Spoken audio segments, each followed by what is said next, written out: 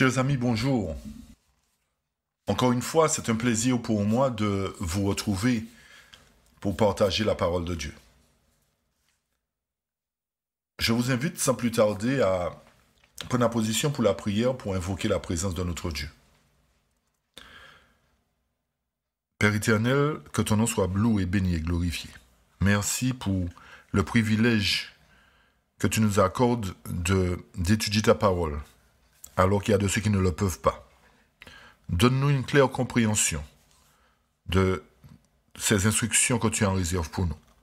Ouvre-nous l'intelligence et accorde-nous surtout l'humilité, la sagesse, la patience, et que ton Saint-Esprit œuvre en chacun de nous. Au nom de Jésus, je t'ai prié pour la gloire de ton Saint-Nom. Amen. Nous avons vu la dernière fois un aspect concernant Isaïe 66, et nous avons vu que ce chapitre se réfère non pas au retour de Jésus, mais à une œuvre de purification qui doit se faire premièrement, et que suite à cette œuvre de purification, il y a des réchappés qui doivent aller vers toutes les nations dans le but de les amener vers l'Éternel pour qu'ils voient la gloire de l'Éternel. Nous avons montré que ces réchappés représentent la classe de personnes dans l'Église qui ne suit pas l'homme et qui ne commet pas d'abomination. Autrement dit, ceux qui ne se sont pas souillés avec des femmes, qui ont gardé professé une foi pure, ceux qui, sur le fond duquel il y a le caractère de Jésus. Nous avons vu que les seuls qui s'identifient à ces caractéristiques sont bel et bien les 144 000 qui proviennent de l'Église adventiste de Dieu. Nous avons vu aussi un type des 144 000, en la personne d'Élie.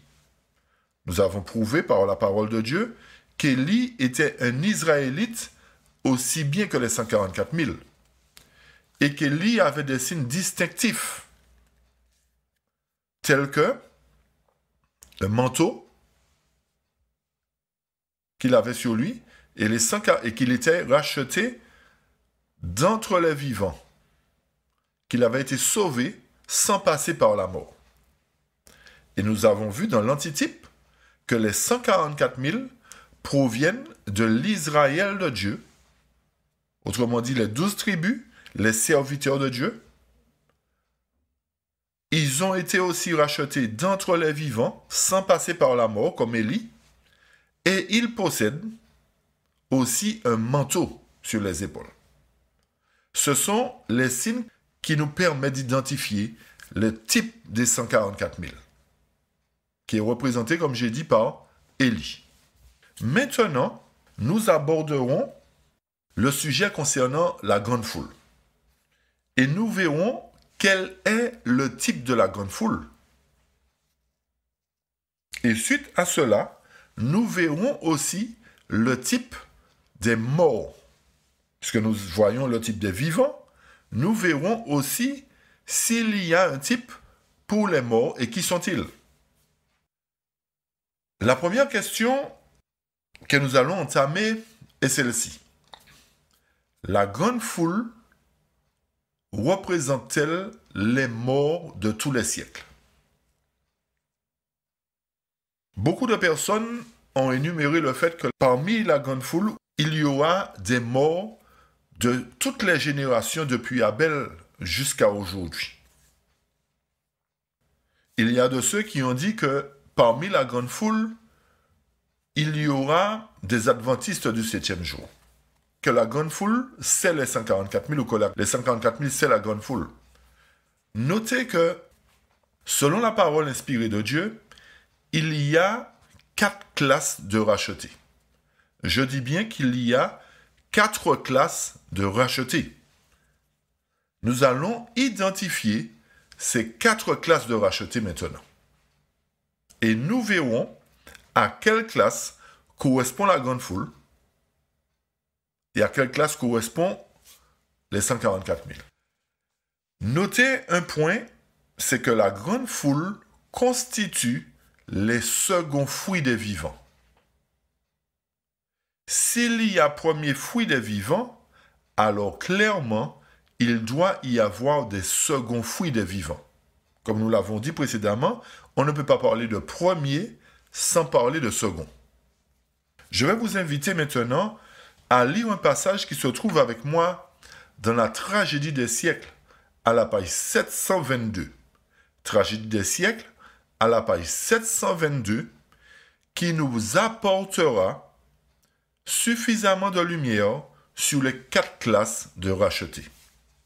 Je lirai d'abord ce à quoi correspond la première classe. Tout près du trône se trouvent placés ceux qui d'abord zélaient pour la cause de Satan, puis véritables brandons arrachés du feu, ont servi leur Dieu avec une grande ferveur. Ce groupe est une première classe de rachetés. Notez que c'est le premier groupe qui a été mentionné. Ceux qui ont été d'abord zélés pour la cause de Satan et qui ont été arrachés du feu, de véritables brandons arrachés du feu. Deuxième groupe. Après eux, selon la parole inspirée, se tiennent ceux qui manifestèrent un caractère chrétien au milieu de l'imposture et de l'incrédulité, ceux qui ont honoré la loi de Dieu quand le monde chrétien la déclarait abolie. Cette classe de rachetés prend son existence à l'ère chrétienne, puisque le texte nous dit manifester un caractère chrétien. Cela nous montre que ces gens-là ne sont pas des gens qui ont vécu avant l'ère chrétienne. Et particulièrement, ce sont des gens qui ont honoré la loi de Dieu quand le monde chrétien l'a déclarée abolie.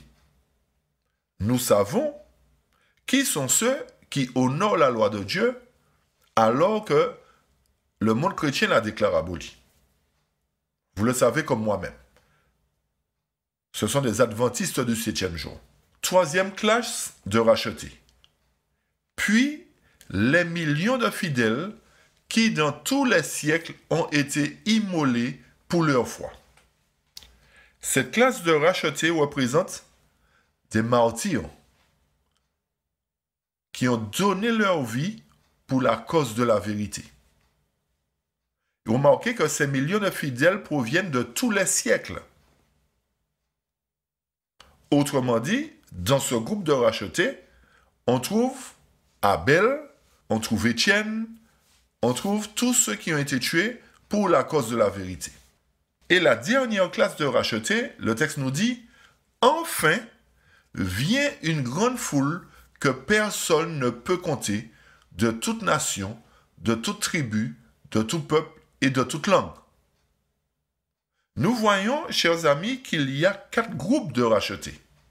Et je poursuis la lecture pour terminer. Ils se tenaient devant le trône et devant l'agneau, revêtus de robes blanches et des palmes dans leurs mains. Pour eux tous, le combat est terminé, ils ont remporté la victoire. Ce dernier passage nous montre que tous les rachetés se trouvent devant le trône et devant l'agneau. En d'autres termes, ces rachetés ont quelque chose qui les représente devant le trône et devant l'agneau.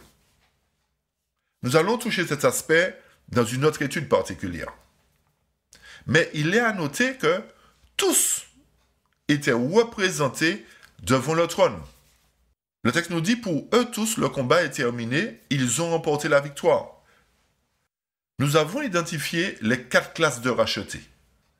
Et nous avons pu identifier particulièrement le groupe qui représente la maison de Dieu, autrement dit les 144 000, qui manifestaient un caractère chrétien au milieu de l'imposture, et à la fin, le 4e groupe représente la grande foule. Remarquez bien que la grande foule ne représente pas le premier, ni le deuxième, ni le 3e groupe, mais représente bel et bien le 4e groupe à être sauvé. Ceci est clair, chers amis, et l'Éternel l'a bien fait pour nous montrer effectivement que de même qu'il y a 4 êtres vivants devant le trône, qui ont chacun une face de lion, une face de veau, une face d'aigle et une face d'homme, ces 4 êtres vivants sont des représentants des 4 classes de rachetés. Comme j'ai dit, nous allons apporter plus de lumière concernant ces 4 êtres vivants. Et retenez le point, c'est qu'ils représentent les 4 classes des rachetés. Chers amis, à partir de ce texte, nous comprenons bien et nous observons bien que la grande foule est un groupe séparé des 3 autres groupes. Par conséquent, ce groupe de la grande foule ne peut pas être composé des morts de tous les siècles, parce qu'il a été identifié comme étant le 4e groupe qui provient de toute nation, de toute tribu et de toute langue. Et nous avons montré que cette grande foule-là provient, effectivement, ce sont des païens qui seront convertis au christianisme lors de la dernière grande prédication de l'Évangile, annoncée par les 144 000. Apocalypse 7, verset 13, nous dit ceci, pour bien comprendre le point. Et l'un des vieillards prit la parole et me dit, « Ceux qui sont revêtus de robes blanches, qui sont-ils et d'où sont-ils venus ?» Je lui dis, « Mon Seigneur, tu le sais. » Et il me dit, « Ce sont ceux qui viennent de la grande tribulation. Ils ont lavé leurs robes et ils les ont blanchies dans le sang de l'agneau. » À travers ce texte, nous voyons ici que la grande foule survit au temps de détresse qui aura lieu dans la suite des temps, un peu avant les fléaux. Autrement dit, cette grande foule ne passera pas par la mort. Le verset 16, le deuxième point, le verset 16 du chapitre 7 nous dit « Ils n'auront plus faim, ils n'auront plus soif, et le soleil ne les frappera point, ni aucune chaleur. » Ils n'auront plus soif de quoi, ni plus faim de quoi, chers amis? Ils n'auront plus faim et soif de la parole de Dieu. Rappelez-vous que beaucoup chercheront la vérité, à un moment donné, ils ne la trouveront pas. Cela nous permet de comprendre que ceux qui n'auront plus faim montrent qu'ils auront trouvé la nourriture au temps convenable et qu'ils auront trouvé la source d'eau au temps convenable. Notez particulièrement aussi que la grande foule ne sera pas affectée par la 4e plaie. Elle va survivre à ce fléau. Et si elle survit à ce fléau, il est évident que Dieu la protégera des autres. Et cela prouve que cette grande foule restera vivante jusqu'au retour de Jésus. Le 3e point concerne le verset 11 du chapitre 7. Le texte nous dit « Et tous les anges se tenaient autour du trône, et des vieillards et des 4 êtres vivants, et ils se prosternèrent sur leur face devant le trône et ils adorèrent Dieu. » Ce verset montre que l'œuvre du sanctuaire n'est pas encore achevée et qu'il y a grâce. Pour quelle raison? Parce que les êtres vivants ainsi que les anciens s'y trouvent encore et que les fléaux ne sont pas encore tombés. Et aussi que le scellement de la grande foule n'est pas encore achevé. Ce point est très important. Tant qu'il y a une œuvre qui se passe dans le sanctuaire, tant qu'il y a grâce. Et comme les 144 000 sont déjà scellés, il se trouve que l'autre groupe doit aussi être scellé. Autrement dit, la grande foule. Il sera scellé au moment où il entendra la vérité sur le sabbat, alors que la loi du dimanche battra son plein. Nous allons maintenant, comme nous l'avons fait pour les 144 000, montrer le type et l'antitype de la grande foule. Qui est le type de la grande foule? Nous avons montré qu'Élie est le type des 144 000. Il avait des points qui nous montraient qu'il était identique aux 144 000. Nous allons voir maintenant quel est le type de la grande foule.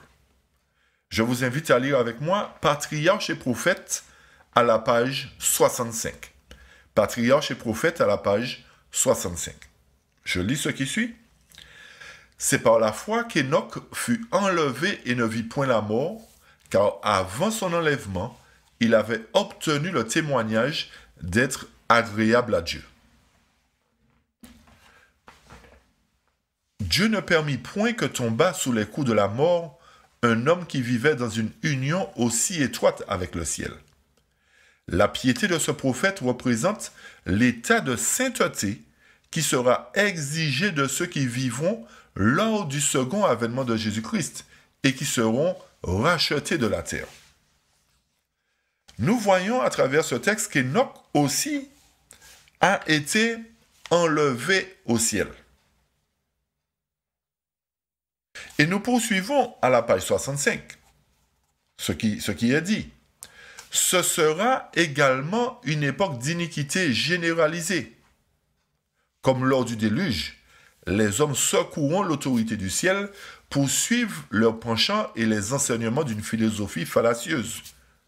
De même qu'Enoch fut enlevé avant la destruction du monde par les eaux du déluge, de même, les justes en seront retirés avant sa destruction par le feu.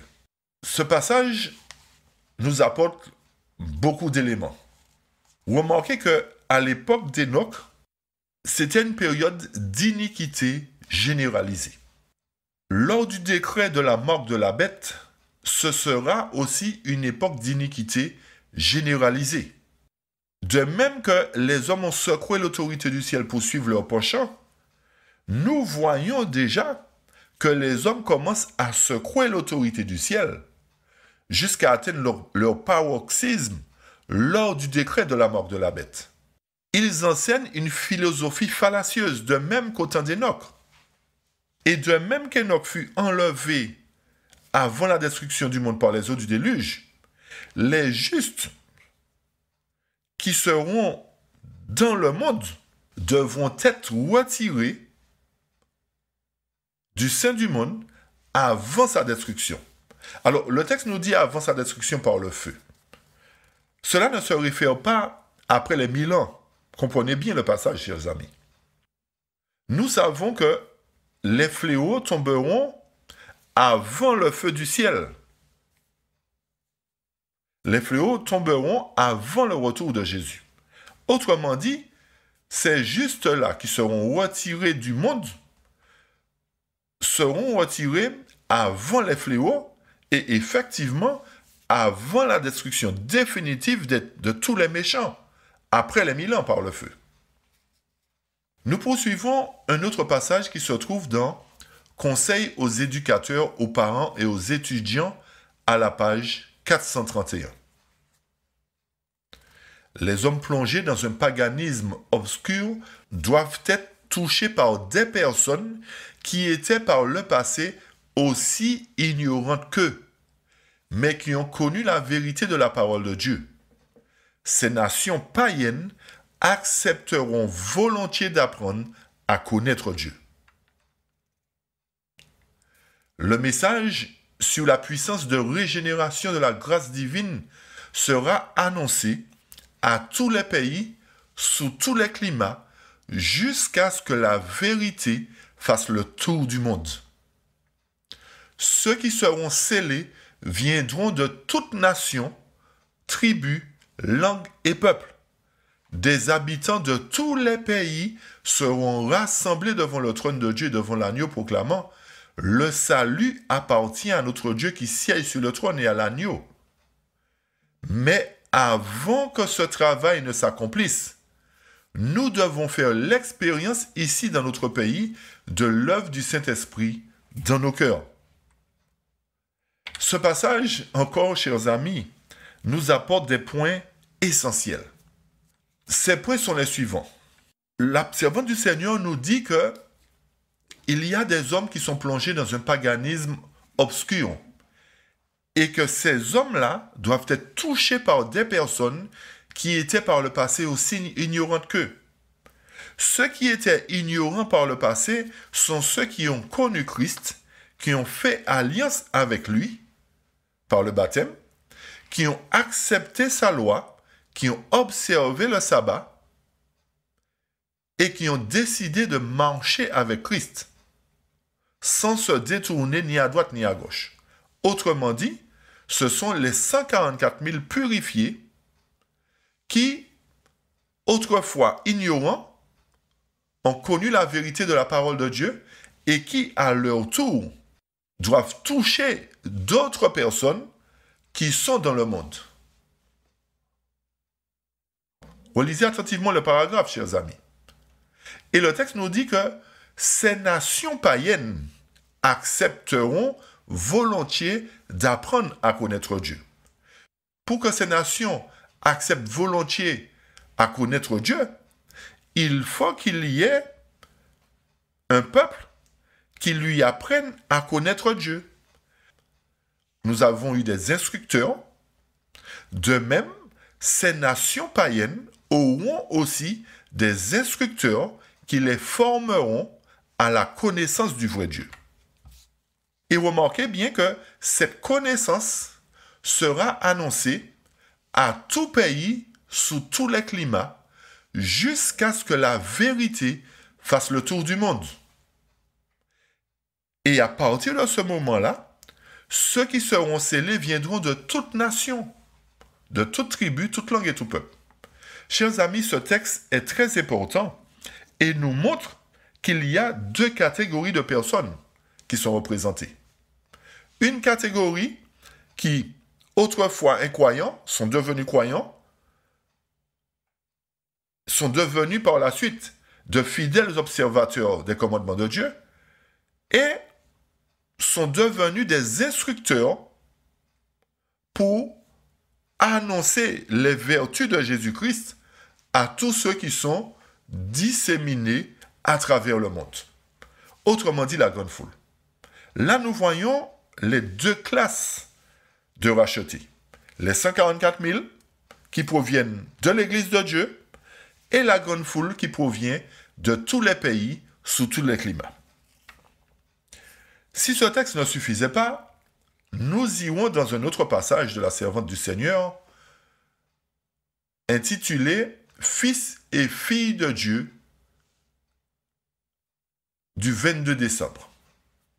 Ce chapitre est tiré d'un livre de méditation qui s'intitule « Fils et filles de Dieu ».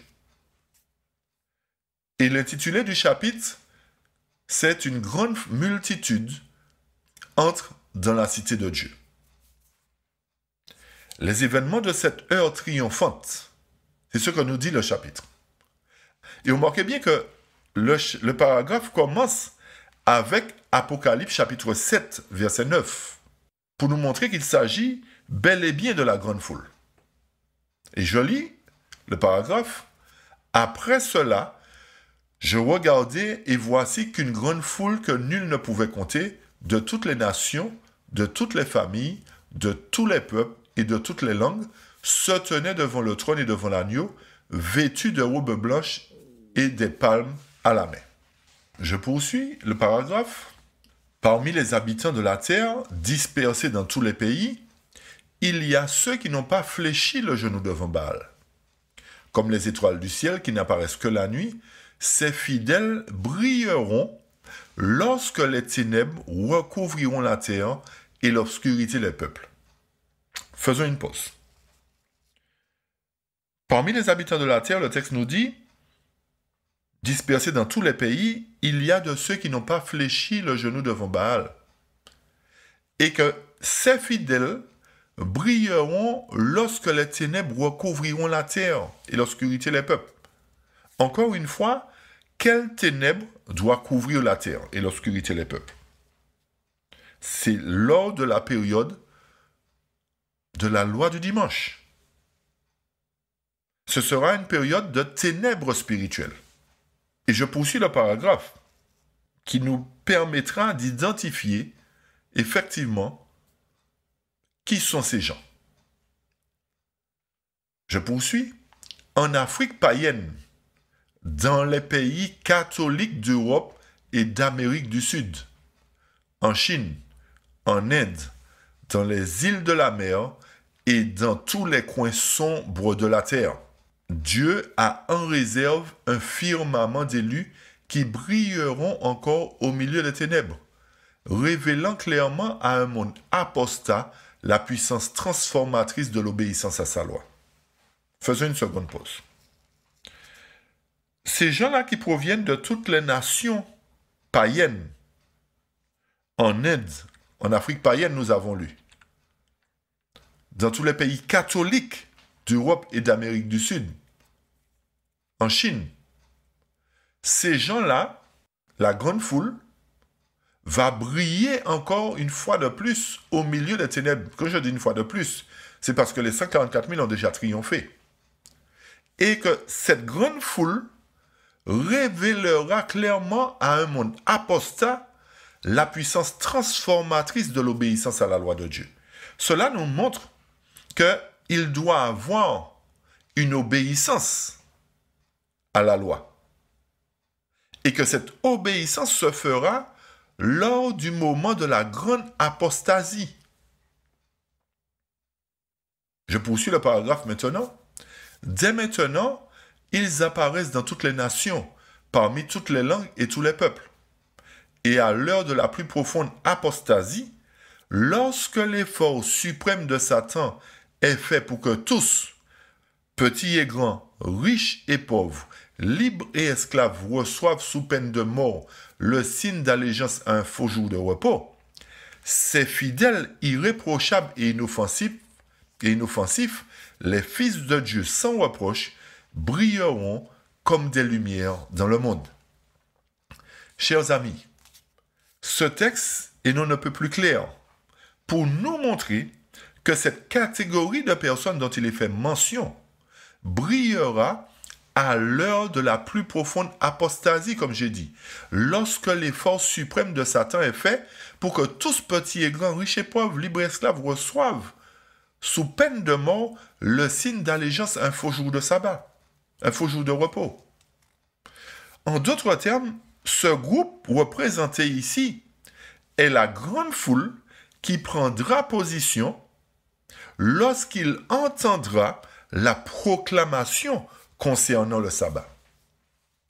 Ceci nous prouve encore une fois de plus que dans la grande foule, selon les passages cités précédemment, qu'il ne peut y avoir d'adventistes parmi eux. Parce que ce sont des adventistes qui proclameront la vérité du sabbat. Parmi la grande foule, personne n'observe le sabbat encore.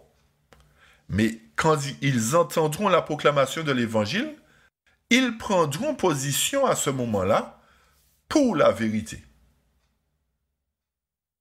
Et c'est à ce moment aussi que Babylone, le faux système d'adoration, tombera, une fois que la grande foule sortira de son sein. Alors, à travers ces deux passages que nous avons lus dans Fils et filles de Dieu et dans Conseil aux éducateurs, aux parents et aux étudiants, nous sommes maintenant à même de définir le type de la grande foule. Nous avons montré qu'Enoch est un type d'une classe de saints qui seront enlevés sans passer par la mort lors de la plus grande apostasie qui a régné dans le monde. Le deuxième point, c'est que Enoch n'était pas un Israélite. Notez bien ce point, chers amis. C'est un point très important.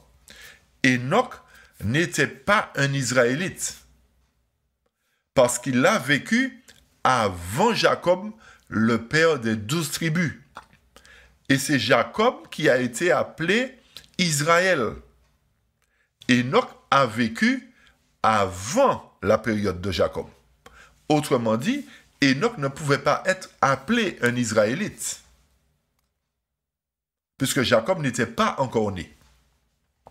Israël, en d'autres termes, n'était pas encore né.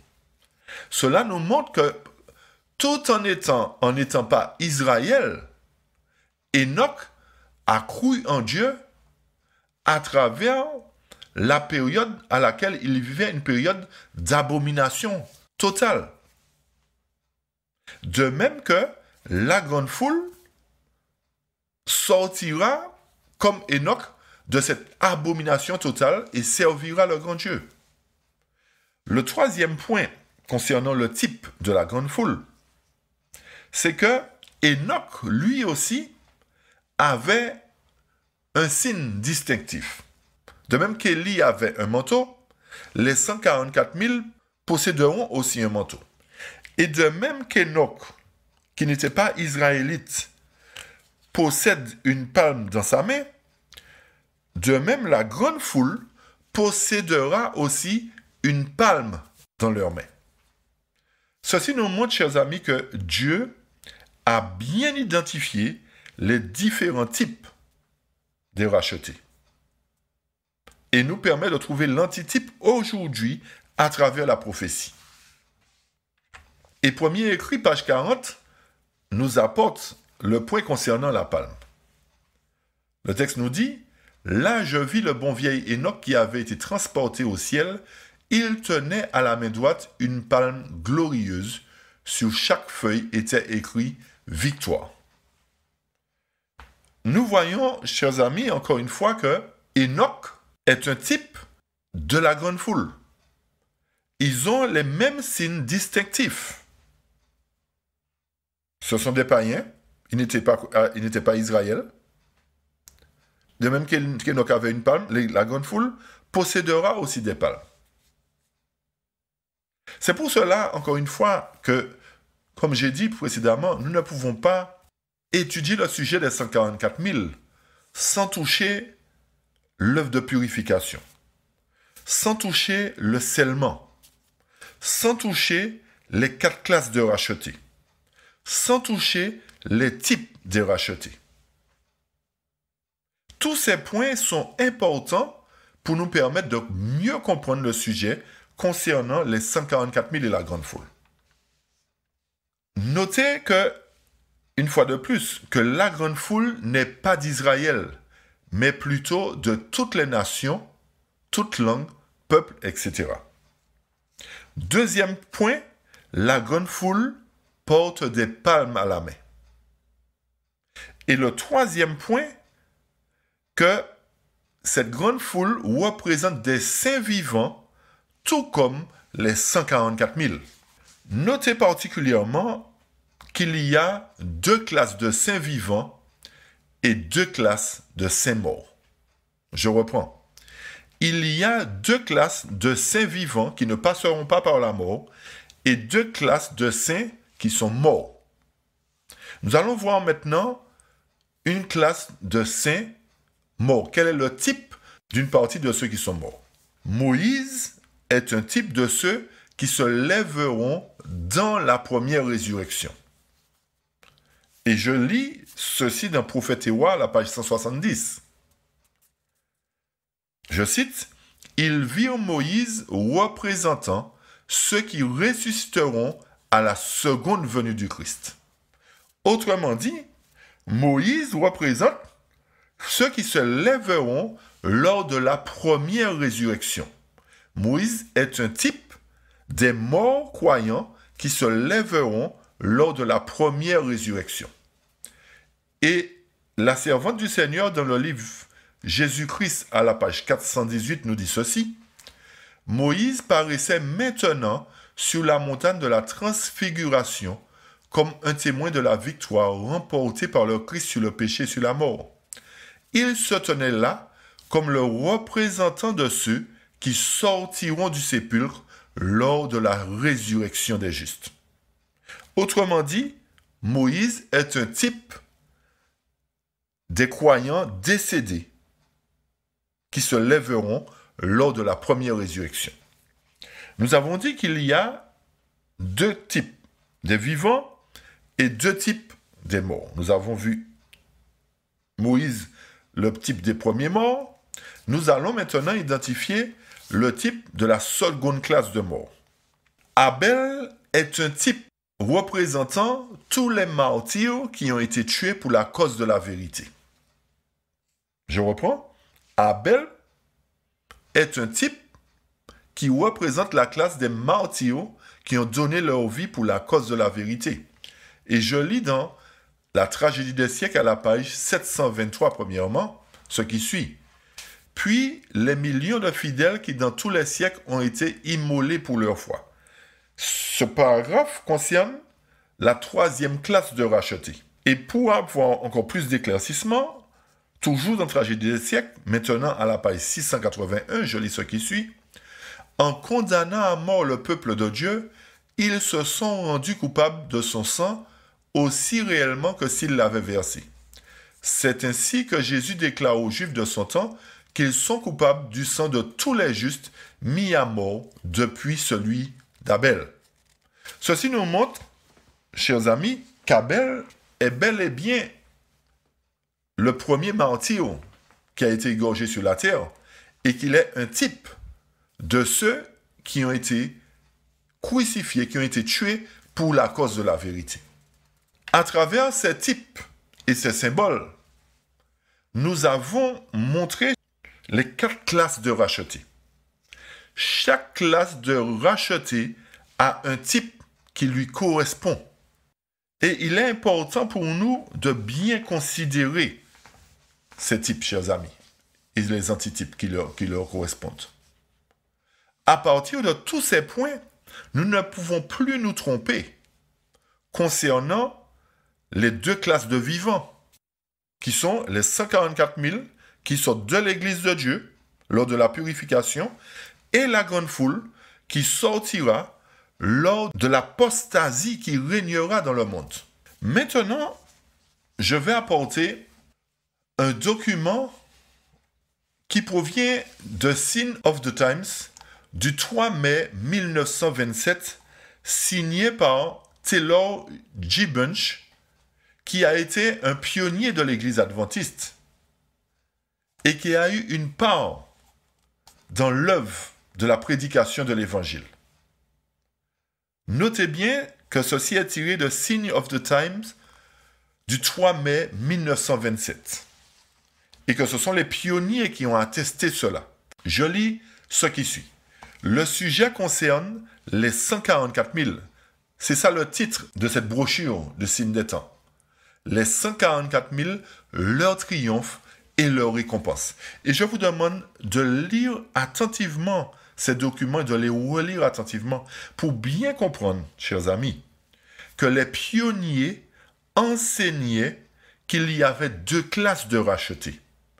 Qu'il y avait une première classe qui représentait les 144 000 et que la grande foule représentait les seconds fruits. Cela nous prouve que nous n'avons rien inventé et que cette vérité-là, c'est ce qui était enseigné à l'époque des pionniers. Aujourd'hui, cette vérité a été mise sous les boisseaux, a été cachée, mais l'Éternel, dans son amour, nous permet d'avoir ces documents pour les partager avec vous aujourd'hui. Je lis ce que ce pionnier disait dans le temps. Le passage est long, mais nous allons prendre le temps de le lire pour bien comprendre ce qui était enseigné à cette époque.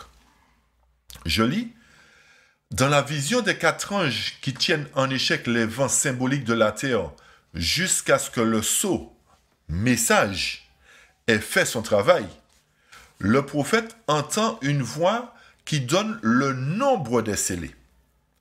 Et j'entendis le nombre de ceux qui avaient été marqués du sceau. Il y avait 144 000 de toutes les tribus des fils d'Israël. Apocalypse chapitre 7, verset 4. Les versets suivants décrivent le scellement de 12 000 personnes de chacune des 12 tribus. Nous ne devons pas oublier que le message du scellement se situe entre la rupture du 6e et du 7e sceau, ou juste avant le second avènement de Christ. La prophétie en question s'accomplit donc sur plusieurs générations. Après la dispersion d'Israël, lorsque l'identité des 12 tribus est devenue impossible depuis longtemps, Même au début de l'ère chrétienne, les tribus avaient si complètement perdu leur identité qu'elles étaient indistinctes en raison de générations de mariages mixtes, la captivité et la persécution. Israël spirituel.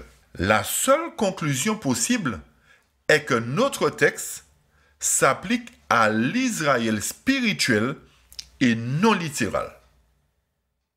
Nous avons montré, je fais une pause chers amis, nous avons montré que cet Israël spirituel dans les études précédentes représente l'Église adventiste du 7e jour. Et c'est ce que le pionnier nous confirme. Je poursuis maintenant la lecture. Bien qu'il soit impossible pour les êtres humains de diviser les chrétiens en 12 divisions, selon leurs caractéristiques, le Christ, chef suprême de l'Église, sait à quel endroit chaque membre de son corps appartient.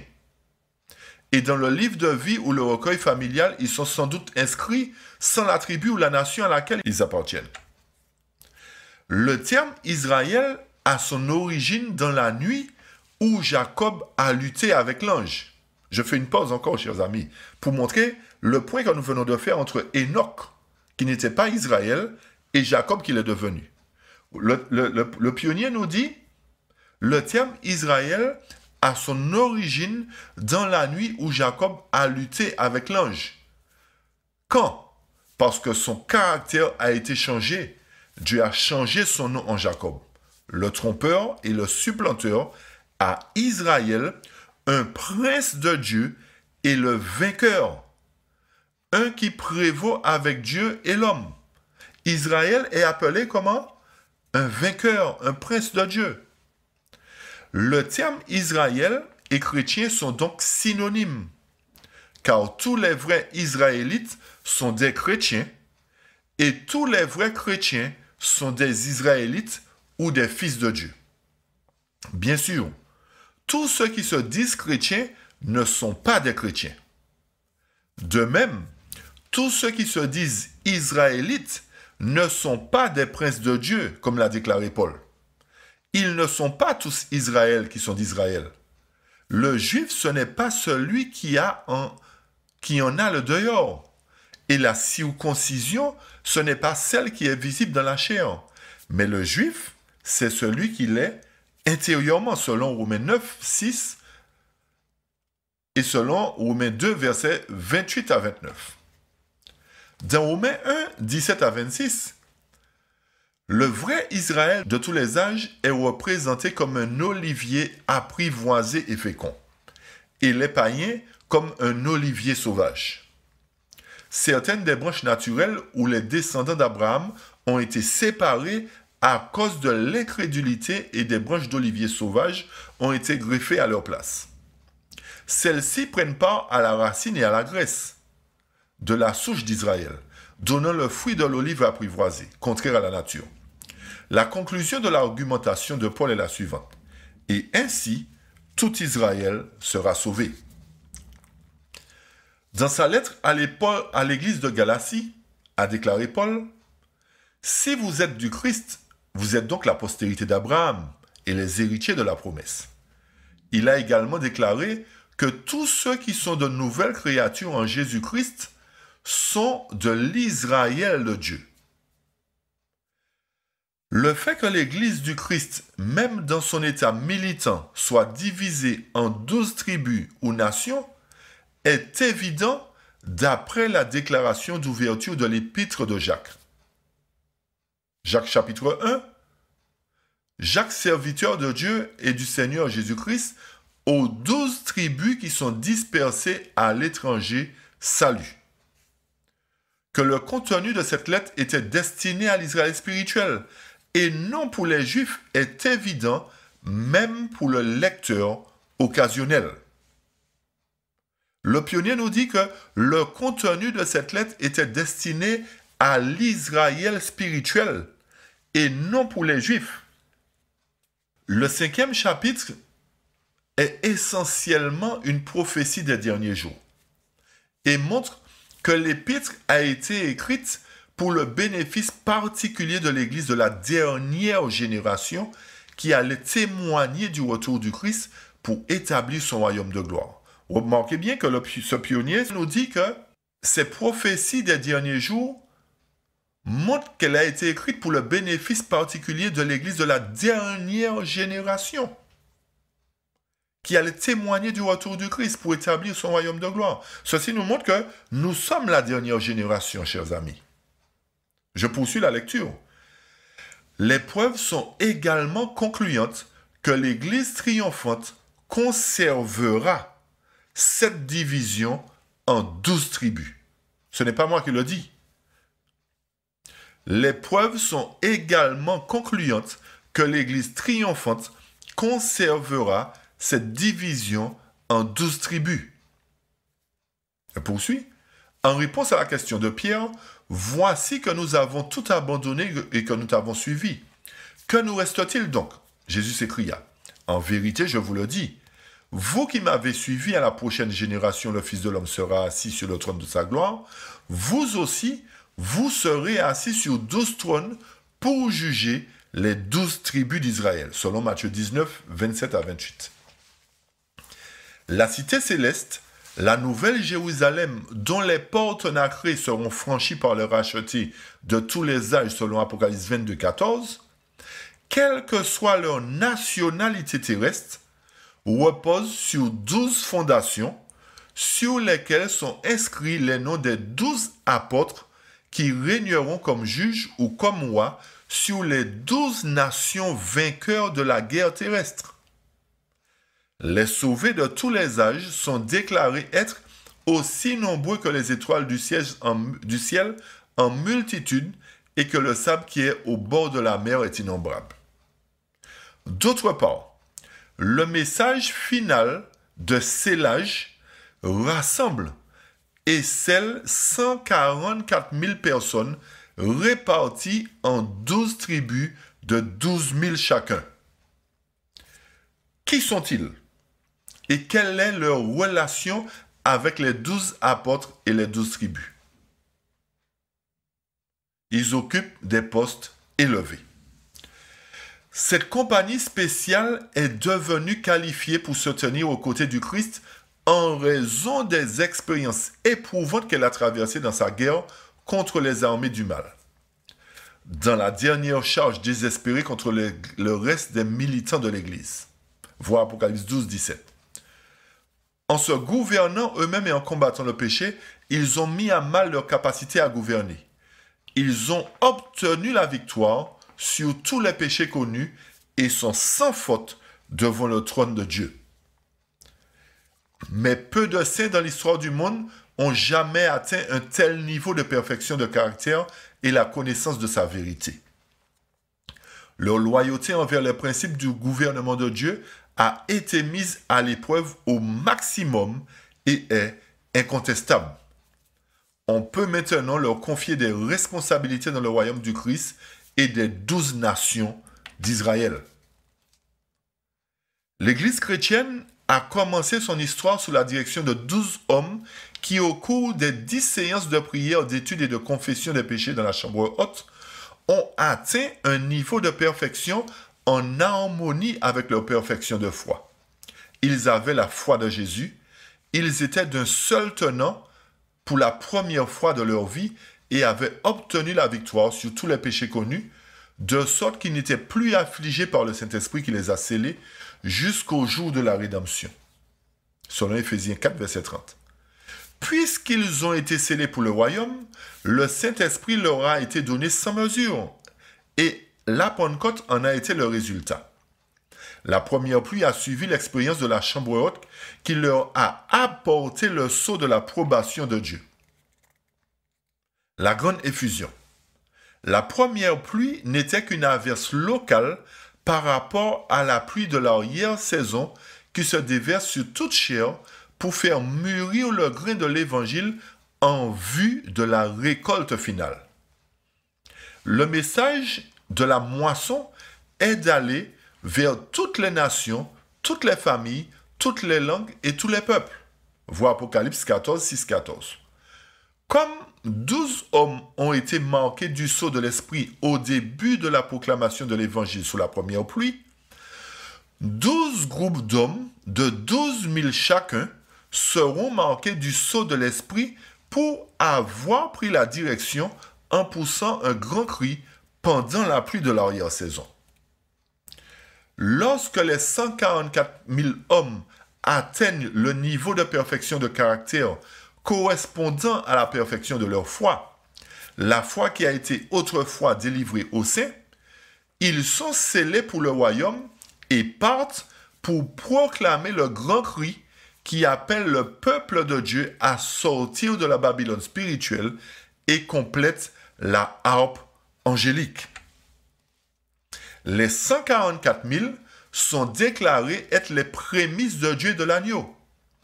Dans l'ancien Israël, chaque fermier devait apporter la première gemme de sa récolte au sanctuaire et la présenter au prêtre. Ceux-ci étaient appelés les prémices de la récolte et étaient dédiés au sanctuaire et au service des prêtres et étaient déposés devant l'autel de l'Éternel. Il avait alors le privilège de mettre la faucille pour la récolte finale. Les premiers fruits ne représentaient qu'une petite partie de la récolte totale. Tous les services du sanctuaire mosaïque étaient typiques du plan du salut et du service sacerdotal du Christ. L'offrande des premiers fruits doit avoir un antitype dans la récolte de l'évangile final. La récolte est la fin du monde, déclarait Jésus.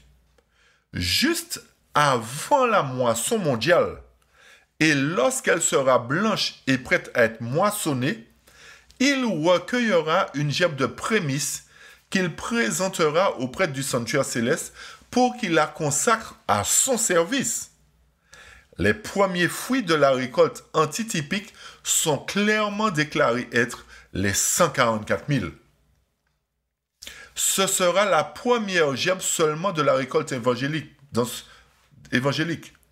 Dans ce type, les premiers fruits n'étaient pas seulement les premiers en termes de date, mais aussi de qualité. La meilleure de la récolte doit être sélectionnée ou les fruits de choix. Ainsi, les 144 000 ne sont pas seulement les premiers de la récolte finale, mais ces fruits de choix, car ils sont sans faute devant le trône de Dieu. Les nombreux hôtes, ou si vous voulez, plus précisément en termes, en langage courant, la grande foule. Après avoir décrit les 144 000, le révélateur a poursuivi. Après cela, je vis une grande foule que personne ne pouvait compter de toute nation, de toute tribu, de tout peuple et de toute langue, se tenant devant le trône et devant l'agneau, vêtus de robes blanches, les palmes dans les mains, et criant d'une voix forte, « Le salut est à notre Dieu qui est assis sur le trône et à l'agneau. » Voici la description du reste de la récolte finale. Leurs connaissances, leur expérience et leurs tests de loyauté sont bien inférieurs au niveau atteint par les 144 000 qui sont qualifiés pour un travail spécial comme moi et prêtre auprès de Dieu et de l'agneau. Juste avant la récolte de la vaste moisson de la terre, les 144 000 ou premiers fruits sont présentés au Christ, le grand souverain sacrificateur du sanctuaire céleste, et consacrés à un service spécial devant le trône de Dieu. C'est pourquoi ils sont devant le trône de Dieu et le servent jour et nuit dans son temple. Et celui qui est assis sur le trône habitera au milieu d'eux. Apocalypse 7, verset 15. Ceci est en accord avec la promesse faite par le Christ à ceux qui acceptent le message de la Odyssée et sont purifiés par lui. Je reprends ce paragraphe. Ceci est en accord avec la promesse faite par le Christ à ceux qui acceptent le message de la Odyssée et sont purifiés par lui. À celui qui vaincra, je donnerai de s'asseoir avec moi sur mon trône, comme j'ai vaincu, et je me suis assis avec mon Père sur son trône.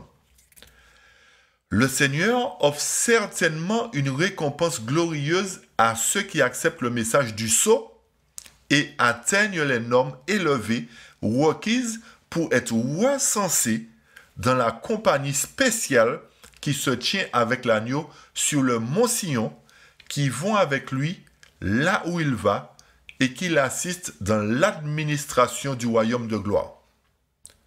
Y a-t-il un sacrifice trop grand pour un privilège aussi estimable?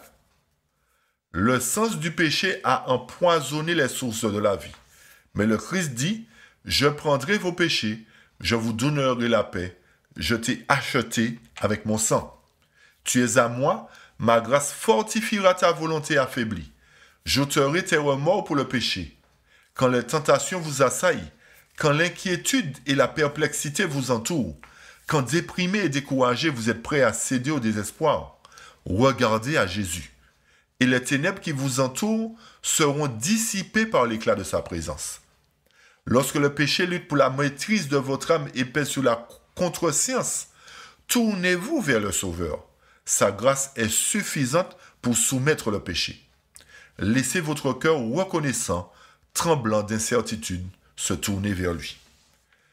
Cette citation, comme je vous ai dit, chers amis, est tirée de Sign of the Times, écrit par Taylor J. Bunch, qui a été un pionnier de l'Église adventiste.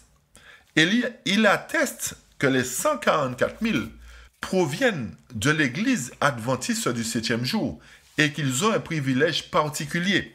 Je vais vous demander une attention soutenue toujours pour la deuxième citation de Sign of the Times du 20 juin maintenant, du 20 juin 1950, toujours écrit par Taylor J. Bunch.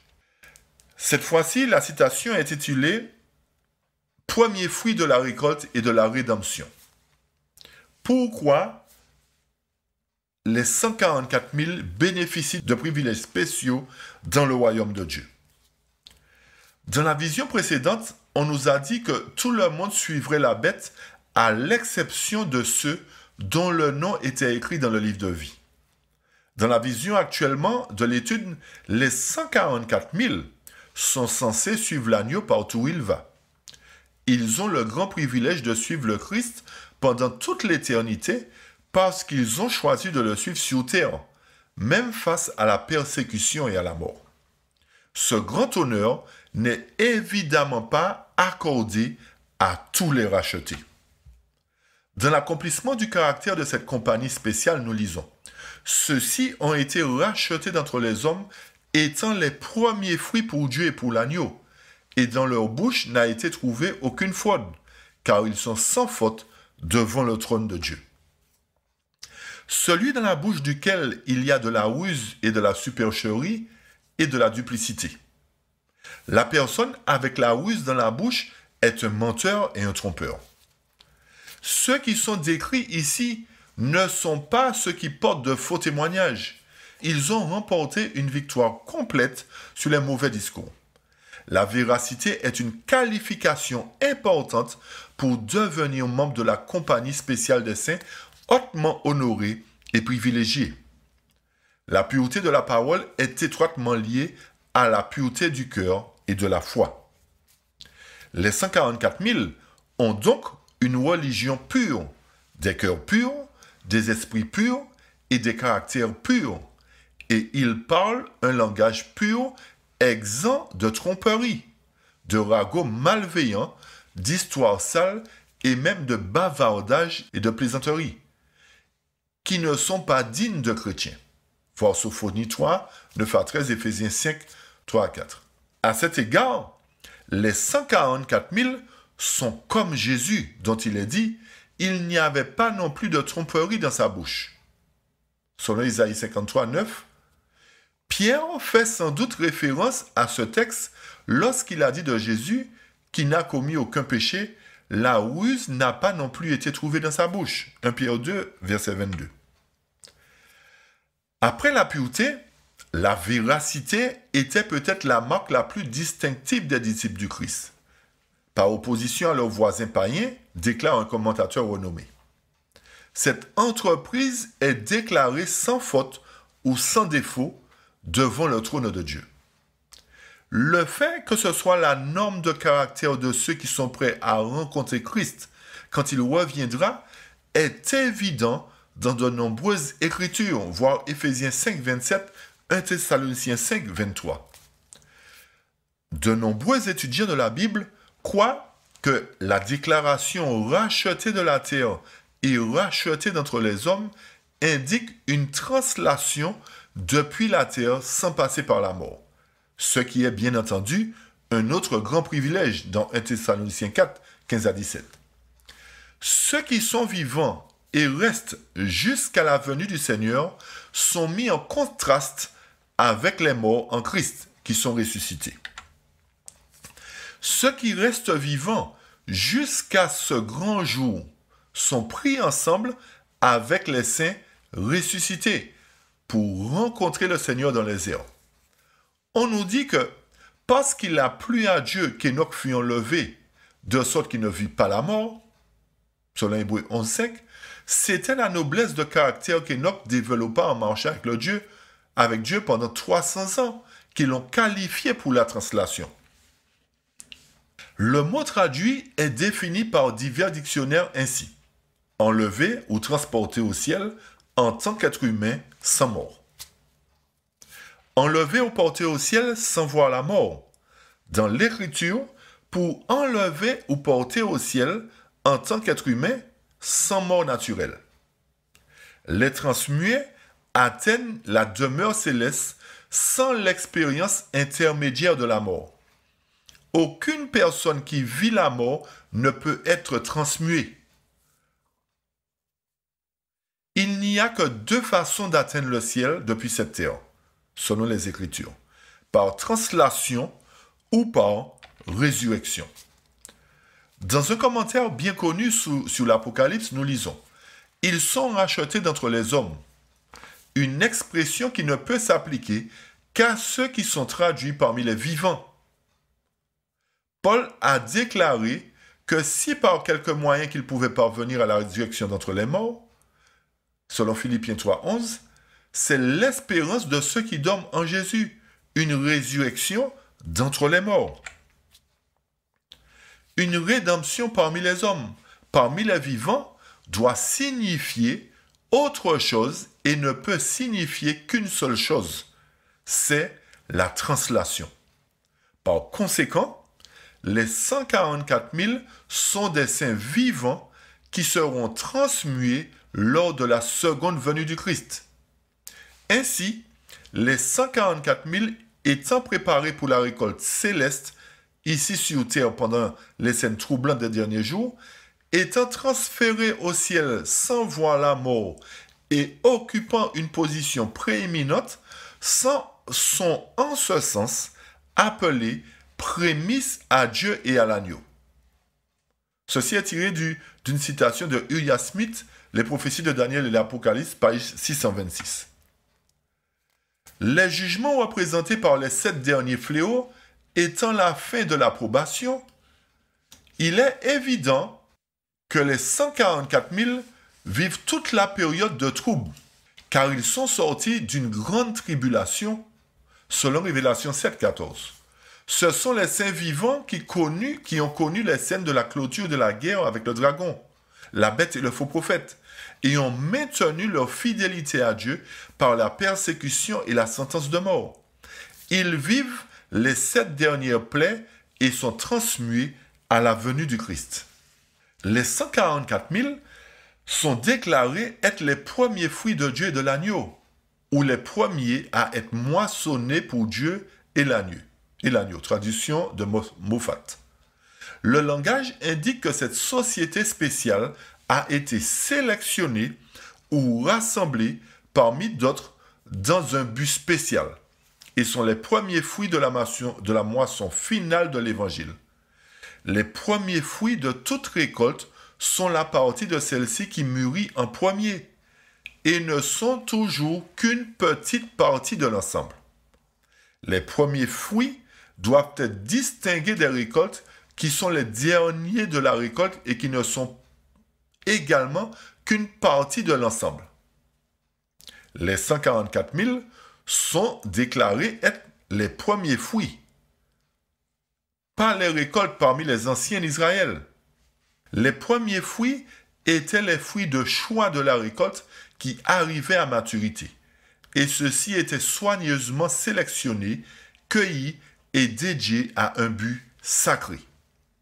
Les 144 000 sont donc choisis parmi d'autres saints et consacrés au service spécial de Dieu et à l'agneau, non seulement dans ce monde, mais aussi dans le monde à venir. Cela semble impliquer que les 144 000 ne représentent pas toute la compagnie des élus, mais un nombre spécialement sanctifié parmi eux. Cela semble signifier que les 144 000 ne représentent pas la totalité, mais seulement une partie de la grande moisson à venir. Non seulement le premier versement, mais ceux marqués par un service spirituel élevé à Dieu et à l'agneau. Cette même chose est admirablement exprimée dans The Expositor Bible. L'image est tirée de l'offrande bien connue de prémices sous la loi juive, dans laquelle la première partie de toute récolte est consacrée à Dieu, en signe que l'ensemble lui appartenait et a été reconnu comme sien. Par conséquent, cela implique toujours que quelque chose du même genre le suivra, et dans ce sens, il est souvent utilisé dans le Nouveau Testament. Si les prémices sont saintes, la masse l'est aussi. De la même manière, la mention des 144 000 comme prémices suggère l'idée de quelque chose à suivre. L'agitation de la gerbe des prémices de la première moisson des Israélites a lieu le 16 Nissan, le jour suivant le sabbat de la Pâque. Le grain a été battu et complètement vanné et la balle tamisée a été brûlée. Le grain était alors desséché, moulu en farine et oint d'encens. Le repas parfumé a été agité vers les 4 points cardinaux comme les premiers fruits des 7 semaines de récolte qui ont suivi et qui se sont terminés avec la fête de la Pentecôte. Ce service typique de l'agitation de la gerbe des prémices a rencontré son antitype lorsque Jésus, le Seigneur de la moisson angélique, a soigneusement sélectionné les 12 apôtres parmi les hommes. Ils étaient les meilleurs qu'ils pouvaient trouver pour s'entraîner à leur mission spéciale. Leur préparation comprenait un processus de battage et un tri complet de tous les péchés et pécheurs. Judas le traître fut éliminé du milieu d'eux et un autre mis à sa place. L'expérience intrigante des 12 lors des épreuves et de la crucifixion de Jésus, et surtout dans la chambre haute, les a toutes séparés. Ils ont ensuite été loin du Saint-Esprit et leur vie a été parfumée pour Christ. Ils ont été scellés pour une mission spéciale sous l'appui précoce du pouvoir spirituel. À la suite de cette sélection des premiers fruits et de cette onction, une grande moisson de l'Évangile a été recueillie lorsque des milliers de personnes ont été converties en un jour, y compris des hommes pieux, de chaque nation sous le ciel. Sous le pouvoir de la Pentecôte, l'Évangile a été prêché à toute créature qui est sous le ciel, et une moisson d'âmes sans nombre a été recueillie dans la cuve du Seigneur de la moisson. De façon très frappante, le type rencontra son antitype au cours du premier siècle de l'ère chrétienne, alors que l'Église remplie du Saint-Esprit allait conquérir et conquérir. De même, juste avant la pluie de l'arrière-saison de la puissance spirituelle qui amène la moisson finale de l'Évangile à maturité, la gerbe des prémices doit passer par un processus similaire de tamisage, de secousse et de purification pour qualifier ce groupe pour sa mission spéciale. Les 144 000 constituent une société choisie qui est amenée à la perfection ou à la maturité grâce à une expérience spéciale qui est donc devenue les prémices de Dieu et de l'agneau. Le fait qu'ils soient purifiés par une expérience de tremblement ou de tamisage est évident dans les textes suivants. Ézéchiel 20, Amos 9, Révélation 3, 4. Le message de la Odyssée produit une secousse qui est suivie par l'effusion du Saint-Esprit sur toute chair et le rassemblement de la grande moisson. On dit que les 144 000 sont sans faute ou sans défaut, qui est le langage utilisé pour décrire tous les premiers fruits. Ils doivent être les premiers en temps et en qualité, les meilleurs et les principaux fruits du champ ou de la vigne. Les premiers fruits ont été définis comme les fruits ou le produit qui ont mûri et récolté pour la première fois en toute saison. Mûri vient du latin maturus, signifiant mûr, majeur, perfectionné par le temps ou la croissance naturelle, amené à la perfection, achevé, préparé, prêt. Les 144 000 sont les premiers à être amenés à la perfection du caractère dans la moisson de l'évangile de la dernière génération. Ils atteignent une croissance spirituelle mature et sont scellés et reçoivent le Saint-Esprit. Dans les averses de la pluie de l'arrière-saison, dont le but est d'appeler la grande multitude du peuple de Dieu hors de Babylone spirituelle, avant que la colère de Dieu ne soit déversée sur les réjecteurs de sa grâce dans les 7 derniers fléaux. Fin de citation. Chers amis, ces deux documents des signes des temps nous apportent la révélation claire et précise concernant les 144 000, leur mission et la grande foule qui sera rachetée de la terre. Puisse Dieu nous aider à approfondir ces études. Et je vous invite encore une fois à lire et à relire ces signes des temps qui vous permettront de bien comprendre le sujet des 144 000. Que l'Éternel nous aide et qu'il nous bénisse, qu'il nous fasse grâce et miséricorde, chers amis, et que son nom soit glorifié, respecté et honoré, et que nous puissions faire tout notre possible pour faire partie des 144 000, ce peuple fidèle qui aura une mission spéciale à accomplir. Que Dieu soit béni et glorifié. Amen.